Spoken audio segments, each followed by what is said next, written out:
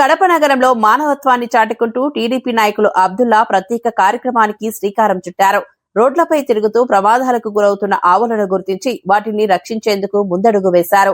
నగరంలోని పలు చోట్ల రోడ్లపైన తిరుగుతున్న ఆవుల మెడలలో రేడియం స్టిక్కర్లు వేసి రాత్రి సమయంలో వాహన చోదకులకు అవి స్పష్టంగా కనిపించేలా చర్యలు చేపట్టారు. ఈ సందర్భంగా అబ్దుల్లా మాట్లాడుతూ అర్ధరాత్రి సమయంలో ఆవులు రోడ్లపై తిరగడం వల్ల తరచూ ప్రమాదాలు జరుగుతున్నాయని చెప్పారు.